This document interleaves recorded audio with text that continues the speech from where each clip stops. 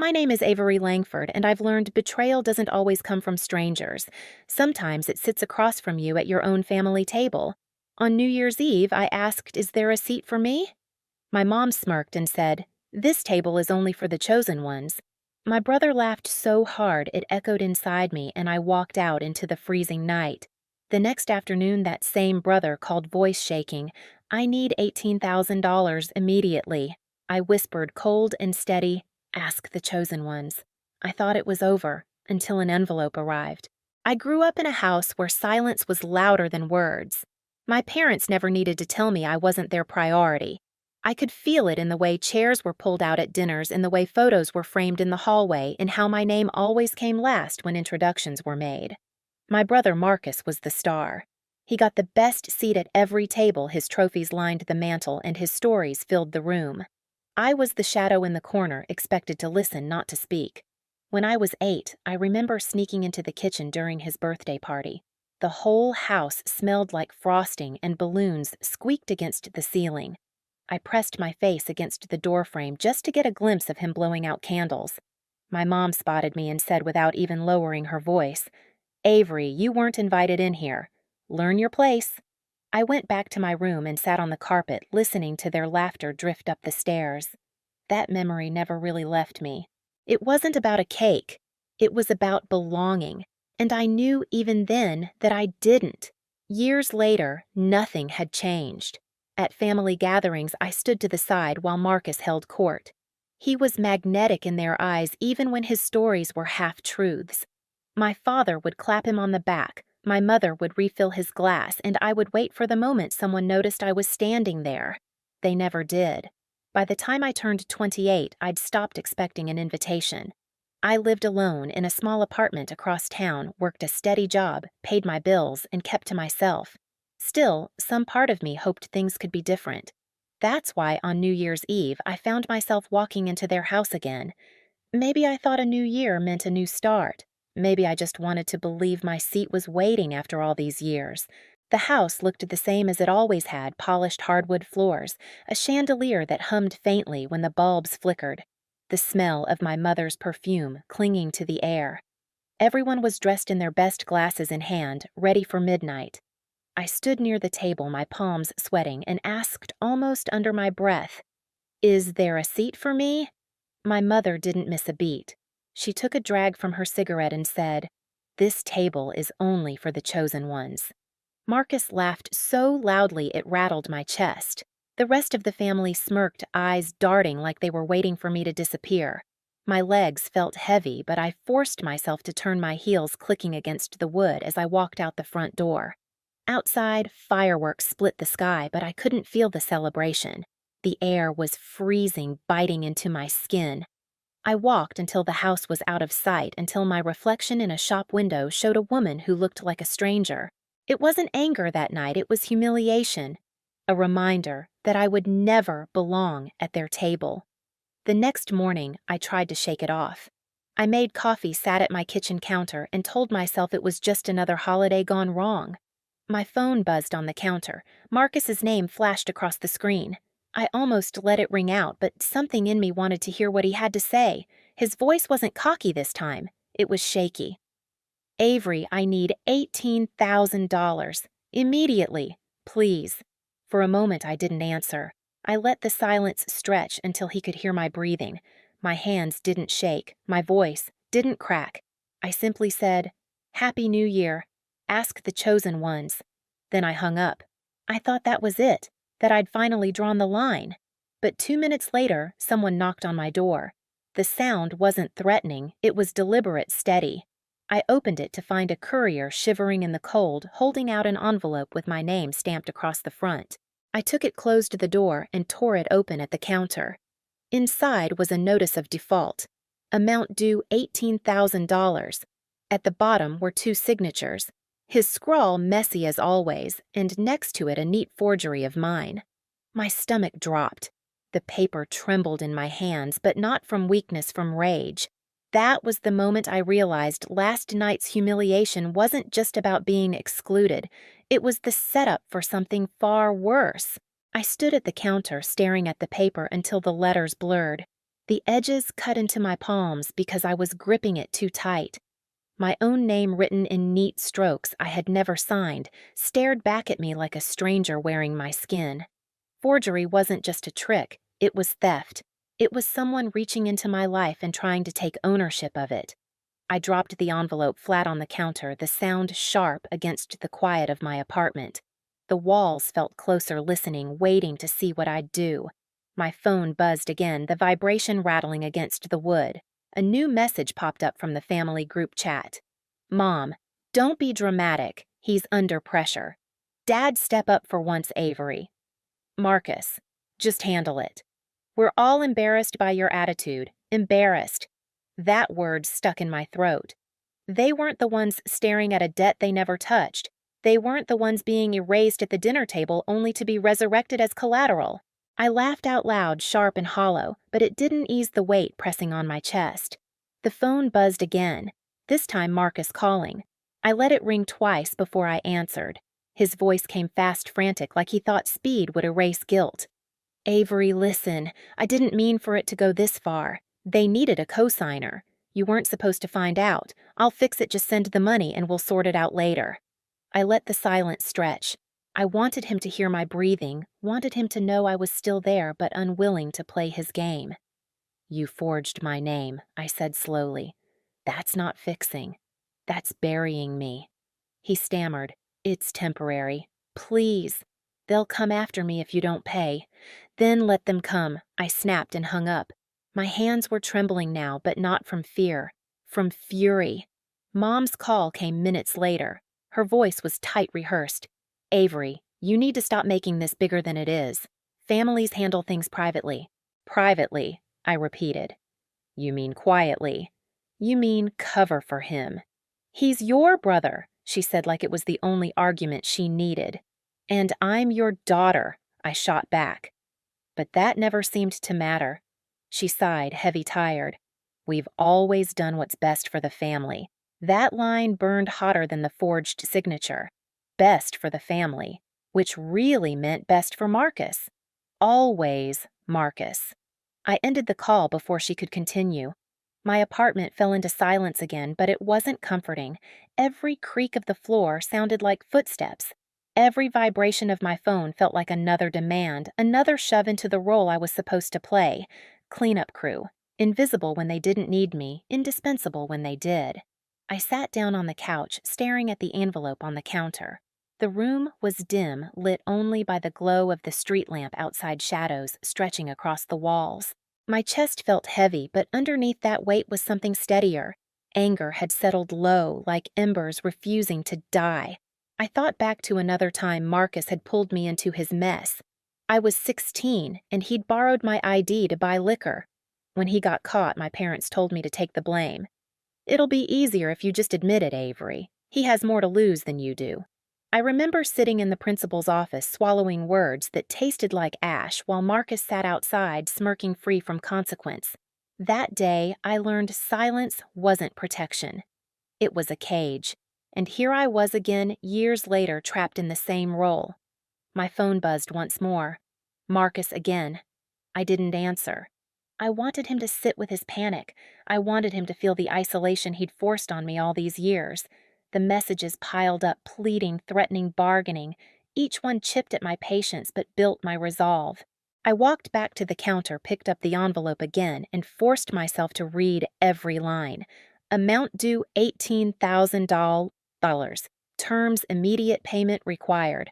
Signatures his and the forgery of mine. My fingers traced the false strokes of my name. Rage flared again, but beneath it was something sharper clarity.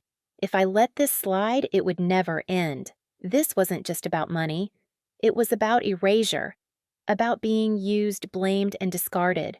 I folded the paper carefully, placed it back in the envelope, and set it down like evidence in a courtroom. Then I sat at my desk, opened my laptop, and began searching. Emails, old texts, anything he might have left behind. I didn't know what I was looking for exactly, but I knew Marcus. His arrogance was always his weakness. He liked to brag. And if he'd bragged about this, he might have left me the rope I needed to hang his lies on. The search didn't give me answers right away, but it gave me something better direction. For the first time since the envelope arrived, I wasn't just reacting. I was planning. I glanced at the clock. Midnight again. The same hour I'd stood at their table the night before asking for a seat that was never mine. But this time I wasn't asking. This time I was preparing, and I knew one thing with certainty: I wasn't going to beg them to clear my name. I wasn't going to plead for innocence. I was going to prove it. I didn't sleep much that night. Every sound in my apartment felt sharper, like the walls themselves were whispering questions I couldn't answer yet. I sat at my desk, the glow of my laptop the only light in the room. My fingers moved almost on their own, digging through folders, old emails, and texts I hadn't looked at in months. Marcus had always been careless. He liked to show off even when he should have kept quiet. I searched his name in my email archives, scrolling past old arguments and family reminders. Then I saw a message thread from almost a year ago. Attached was a screenshot he had once bragged about sending to me. A loan approval. His caption, "Easy approval with a cosigner." My stomach tightened. There it was proof he had joked about dragging someone else's name onto his debts. Back then, I had rolled my eyes and nearly deleted the thread. Now it was the breadcrumb I needed. I saved every file, every timestamp, organizing them into a folder labeled simply Evidence. By morning, the exhaustion had settled deep into my body, but adrenaline pushed me forward. I called the lender's fraud department. The woman on the other end sounded tired at first, like she'd heard every excuse before, but when I mentioned forgery, her tone shifted. "If you can provide documentation, Ms. Langford, we can open a formal investigation." That word investigation was like oxygen. I hung up the call and leaned against the counter, my hands gripping the cold edge until my knuckles ached. Later that afternoon, I walked into the bank. The lobby smelled of pine cleaner and printer ink. People lined up clutching checks and forms, their lives neat and ordinary. Mine felt like a war zone. When my number flashed, I approached the glass booth and slid the forged contract across the counter. The manager adjusted his glasses, scanned the paper, then looked back at me. "This signature doesn't match your file." Relief rushed through me, crackling in my chest. "Exactly," I said, "because I never signed it." He nodded slowly, lowering his voice. "We'll need a sworn statement. And if you have supporting evidence, texts, emails, bring them. This isn't the first complaint we've had against your brother." My breath caught. Not the first. Those 3 words stuck with me as I walked back out into the cold. Snow had begun to fall, heavy flakes clinging to my coat. The street was quieter than usual, as if the world itself was listening. If Marcus had done this before, how many others had been pulled into his lies? That night, while organizing the evidence, my phone buzzed with an unfamiliar number. I hesitated, then answered. A voice I hadn't heard in years filled the line. "Avery, it's Claire. We went to high school together. Claire had once been my roommate in college for a semester before life pulled us in different directions." She sounded nervous. "I heard you're having trouble with Marcus. I thought you should know. He did something similar to me. Back when I applied for a student loan, somehow his name ended up on my paperwork. I didn't push it, but I lost my scholarship because of the mess." He laughed when I confronted him. Told me I should be grateful he even remembered my name. The knot in my stomach twisted tighter. Marcus hadn't just made a mistake. He had a pattern. Claire's voice softened. "Be careful, Avery. He doesn't like being cornered." After the call ended, I sat there in silence, staring at the stack of papers and screenshots on my desk. My pulse was steady, but my chest felt heavy. For years, they had convinced me my silence was loyalty, that keeping secrets was love. But it wasn't. It was rot. I printed everything I had: emails, screenshots, the fake contract. The sound of the printer grinding out page after page felt like a drumbeat. Proof. Something no smirk or dismissal could erase. I thought back to the night before, to the chandelier flickering over my head as they told me I wasn't chosen. Maybe they were right. Maybe I wasn't chosen for their table. But that didn't make me weak. It made me free to choose my own way of fighting back. As I packed the evidence into a folder, I caught sight of myself in the darkened window. For the first time, I didn't see the shadow they had painted me to be. I saw someone standing on the edge of something bigger. My phone buzzed again, another message from the group chat. Dad, this will destroy us. Think before you act, Marcus. Don't make a mistake you'll regret. Mom, families don't take each other to war. I typed slowly, deliberately. Families don't forge signatures. Then I set the phone down. For the first time in years, I didn't feel like I was begging to be seen. I was holding the one thing they couldn't ignore the truth. But the manager's words kept echoing in my head. This isn't the first complaint. And that left me with a question I wasn't ready to answer. Yet just how many lies had Marcus built his life on, and how deep would I have to dig to expose them? The knock came just after sunset. Heavy, impatient. Not like the courier's careful tap days earlier, this one was meant to remind me I had no choice but to open the door. I froze in the middle of the room folder of evidence still spread across the coffee table. The knock came again, followed by my mother's voice seeping through the wood. Avery, we need to talk. Open this door. I almost didn't. But then I thought of that forged signature of the laughter at the table of every time they told me silence was for the family's good. I turned the lock and pulled the door open. They filed in like a procession. My mother first, perfume sharp as cut roses. My father next, stiff and grim, carrying himself like he was about to deliver a verdict. And Marcus, last eyes darting jaw, tight, his whole body buzzing with frantic energy. Mom didn't waste time. You've taken this too far. Families don't air dirty laundry in public. I walked back to the table and set the forged contract in the center, pressing my palm flat against it. Families don't forge signatures. The room went still for a beat. Then Marcus scoffed, trying to mask his nerves with anger. You think you're clever dragging me into this circus? You'll regret it. They're already on my side. He jabbed a finger toward our parents. You'll end up the outsider forever. Forever, I asked quietly. That already happened a long time ago. My father stepped forward, voice low but weighted. Do you think destroying your brother will make you strong? You'll destroy us all. I laughed once, sharp and bitter. No, I'm refusing to be destroyed with you. Marcus slammed his hand against the table. The glass rattled and his drink spilled, the stem of the glass snapping in half. A shard skittered across the wood and nicked my hand. A thin line of blood appeared bright against my skin. I looked at it for a moment, then at him. This is what you do, I said. You break things and then you expect me to bleed for it. My mother's voice cracked with something close to pleading. Just withdraw the complaint, Avery. You know we've always done what's best for the family. Best for the family, I repeated. Not for me. Never for me. Silence stretched between us, thick as the snow piling outside. My father's jaw clenched. My mother's eyes darted. Marcus shifted like a cornered animal, rage and fear fighting for control. Finally, Mom tried again, softer. He's your brother. You don't want him in prison, do you? He should have thought of that before stealing my name, I said. Marcus leaned in his face, inches from mine eyes, wild. You don't understand what you're unleashing. If this sticks, I lose everything. My accounts, my job, my reputation gone. I didn't move. My voice was steady. Then maybe you shouldn't have built everything on lies.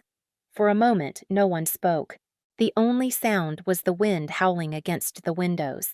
My cut stung as blood dotted the edge of the contract. It felt symbolic, finally visible, finally undeniable. My father was the first to break. He grabbed his coat with a sharp motion. Let's go, he muttered. My mother hesitated, her lips trembling like she wanted to say more, but couldn't find the words. Finally, she followed him. Marcus lingered at the door, his expression a mix of fury and desperation. You think you've won, Avery. You haven't seen what comes next. I met his stare, unblinking. Neither have you. He slammed the door behind him, the sound reverberating through the apartment. For a long moment, I just stood there, breathing hard, staring at the shard of glass on the table glinting under the lamp. The wound on my hand was shallow, but it burned. I pressed a tissue against it, watching the red stain spread. It wasn't the pain that mattered. It was the proof, physical, undeniable, that I wasn't just imagining their destruction. They had cut me over and over, and now I had no intention of letting them hide the blood anymore. I picked up the folder of evidence, tucked the shard of glass into a small envelope, and slipped both into my bag. Tomorrow, I would take them to the courthouse. But tonight, I sat back on the couch listening to the silence. For years, I'd feared being on the outside. Now I realized the outside wasn't exile. It was freedom. Still, my father's words echoed in my head. "You'll destroy us all." And for the first time, I wondered when the truth finally came out, would they try to destroy me first? The morning of the hearing was pale and brittle. Snow had fallen through the night, blanketing the courthouse steps in white. I stood outside for a moment, my breath clouding in the cold air, my bag heavy with evidence at my side. It wasn't nerves, I felt it was something sharper. Anticipation. Marcus arrived flanked by lawyers, his once perfect suit wrinkled his face hollow. My mother clutched his arm as if holding him upright could erase the headlines. My father walked a step behind jaw-locked eyes, avoiding mine. None of them spoke to me. They swept past like I wasn't there, as if pretending could undo what was about to happen. Inside the courtroom smelled faintly of old wood and paper. The judge sat high on the bench, calm but unsparing. The lender's investigator laid out the evidence piece by piece, the forged signatures, the loan terms, the complaints from others, and then the screenshot Marcus's own arrogance immortalized in pixels. Easy approval with a cosigner. The words looked almost childish projected on the screen, but they landed like a hammer. Marcus shifted in his seat, his jaw twitching. When his lawyer nudged him, he tried to speak. His voice cracked between arrogance and desperation. "This is a misunderstanding. My sister, she's exaggerating. She's always been jealous." The judge raised a hand, silencing him. Her voice was steady, final. "Forgery confirmed, cosigner cleared. Restitution and penalties to follow." The gavel struck, a sound so small yet it cracked open years of silence. For a moment, I just sat there breathing, letting the weight of it settle. Proof had become power. And power, in this case, was freedom. Outside the courthouse, the snow kept falling, soft flakes catching in my hair. Behind me, I could hear my family arguing in fractured voices, my mother's sharp whisper, my father's low growl, Marcus's rising panic. But their words no longer reached me. Marcus called my name once raw jagged, but I didn't turn. For years, I had begged for recognition. Now I didn't need it. I walked down the courthouse steps, each one lighter than the last. Across the street, people bustled with their own lives, oblivious to the collapse happening behind me. It struck me then the fortress my parents had built around Marcus's image wasn't shattered by me. It had rotted from within, and daylight had simply exposed it. That night, I sat by my window, the city wrapped in snow hush. Across the street, a neighbor lit candles, the warm glow spilling against frosted glass. It reminded me of the New Year's Eve table I'd been denied. But the difference was clear. Theirs had been performance. This was truth. My phone buzzed again, Marcus's name. I let it ring, then fade. Minutes later, a message appeared. "You don't understand. If this goes public, I'm finished. Please, withdraw the complaint." I stared at the screen, then typed slowly, "You finished me long ago. Now I'm just writing the ending." I hit send. When the silence returned, it wasn't heavy anymore. It was steady, like a shield. 2 days later, my parents showed up uninvited. Their knock was softer this time, hesitant. I opened the door because I was tired of hiding. My father looked older, his shoulders stooped. My mother's eyes darted restless, her usual sharpness dulled. "You're making us a spectacle," my father muttered. "No," I replied softly. "I'm showing the spectacle you've hidden." For once, they had no retort. My mother looked at me as though searching for the daughter she had buried beneath Marcus's shadow. My father's lips pressed into a thin line, but he said nothing. They left soon after, their footsteps fading, like an old habit breaking. I closed the door and leaned against it, exhaling. The apartment didn't feel small anymore. It felt like territory reclaimed. On the windowsill, I placed a single candle and lit it. The flame flickered, soft but steady, casting light against the glass. I whispered to myself, not in anger, but in certainty. They thought they could erase me. But I am still here. The snow outside kept falling quiet and endless, covering the city in white. For the first time, I didn't long for a seat at anyone else's table. I would build my own smaller, maybe, but honest, and that was enough. The morning after the hearing, I walked the city streets with snow crunching under my boots. The world looked the same, but I didn't. For the first time, I wasn't carrying their weight. The shame, the silence, the endless roll of cleaning up after Marcus, it was gone. My phone buzzed with more family messages, but I didn't read them. Their voices no longer had power over me. At home, the candle I'd lit still burned on the windowsill, its flame steady against the winter night. I realized then freedom isn't about being invited to their table. It's about building one of your own. And mine, no matter how small, would finally be a place where I belonged. If this story struck a chord with you, share your thoughts in the comments. I read every single one. Don't forget to like, subscribe, and turn on notifications so you won't miss the next chapter of betrayal and resilience. Your support helps bring more stories like this to life.